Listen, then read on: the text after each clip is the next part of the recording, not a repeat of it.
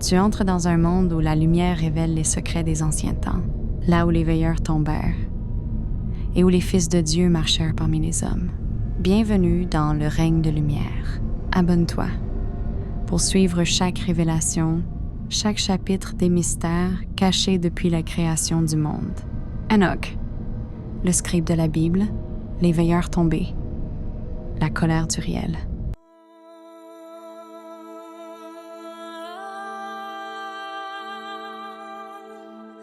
Au commencement, Dieu créa le ciel et la terre, mais la terre devint chaotique et vide, les ténèbres couvraient l'abîme et l'Esprit de Dieu planait au-dessus des eaux. Des millions d'années avant que l'homme voie le jour, la terre était déjà un royaume vivant.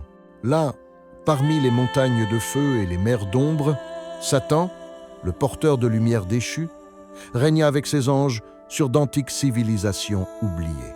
Ils bâtirent des empires de pierre et de flammes, défiant le Très-Haut, jusqu'à ce que leur orgueil déchire les cieux. Alors Dieu retira sa lumière, et les ténèbres engloutirent le monde.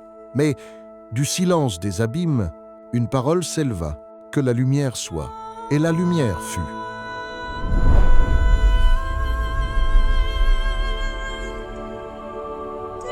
Et parmi eux se tenait le plus resplendissant de tous, Lucifer, porteur de lumière, oint pour protéger le sanctuaire. Il marchait au milieu des pierres étincelantes du feu. Ainsi parle le prophète Ézéchiel. Tu étais en Éden, dans le jardin de Dieu. Tu étais un chérubin protecteur, oint. Dans l'Éden de Dieu, le jardin de lumière, coulaient des fleuves d'eau vivante. Chaque pierre était précieuse, chaque arbre, un reflet du ciel. Les anges, esprits de feu, chantaient le nom du Très-Haut. Sous sa direction, les armées célestes célébraient la gloire du Créateur. Les cieux retentissaient de louanges, et la terre spirituelle brillait comme un joyau dans l'univers. Et Dieu vit que tout cela était bon, un monde parfait, baigné de lumière éternelle. Mais déjà, dans le cœur d'un ange, naissait l'ombre. L'histoire du ciel allait bientôt basculer.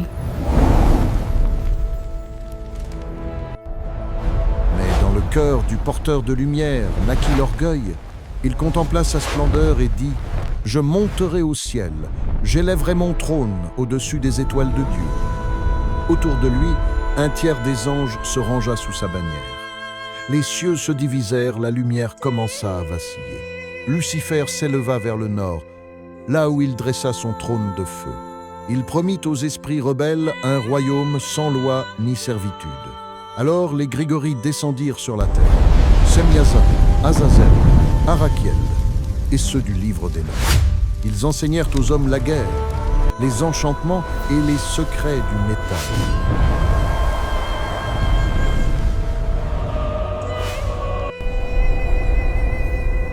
Mais la justice de Dieu se leva comme un orage. Le feu du ciel tomba, les royaumes furent consumés et Lucifer, le fils de l'aurore, fut précipité dans les abîmes.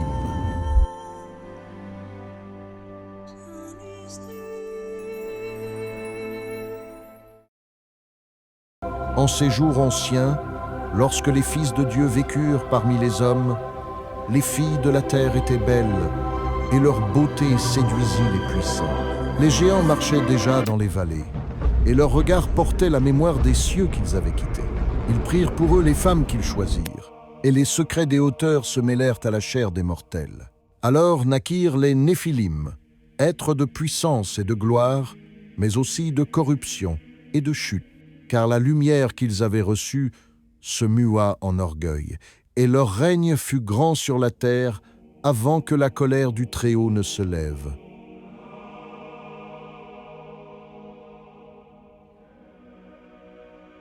Alors la terre gémit sous le poids du péché. Les esprits des hommes crièrent vers le ciel. « Ô Seigneur, jusqu'à quand ?» Les vents se levèrent, les mers rugirent, et le monde tout entier ressentit la colère du Créateur. Et Dieu dit à Noé, « La fin de toute chair est arrêtée devant moi, car la terre est remplie de violence. » Et le ciel s'assombrit d'un silence lourd, comme avant le tonnerre.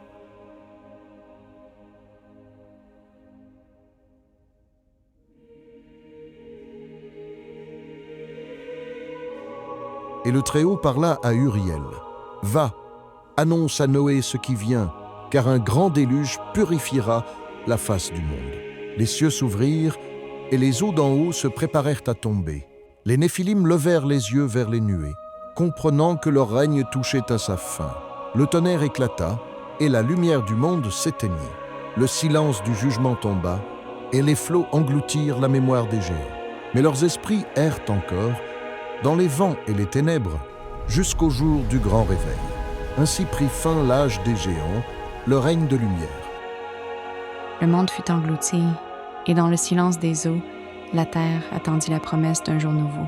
Mais la vraie renaissance ne se trouve pas dans ce qui périt, elle naît dans l'esprit. Jésus a dit, il faut naître de nouveau, naître non de la chair, ni du sang, mais de l'Esprit de Dieu. Si ton âme cherche la paix, ouvre ton cœur au Christ. Laisse sa lumière te guider et son amour t'envelopper. Car dans ce monde d'ombre, seul Jésus est la vraie lumière. Il ne te demande pas la perfection, seulement ton cœur sincère. Accepte-le aujourd'hui et marche avec lui vers la vie éternelle.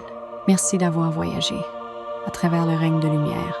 Abonne-toi, partage la lumière et reviens pour le prochain chapitre, car Dieu est lumière et en lui, il n'y a point de ténèbres.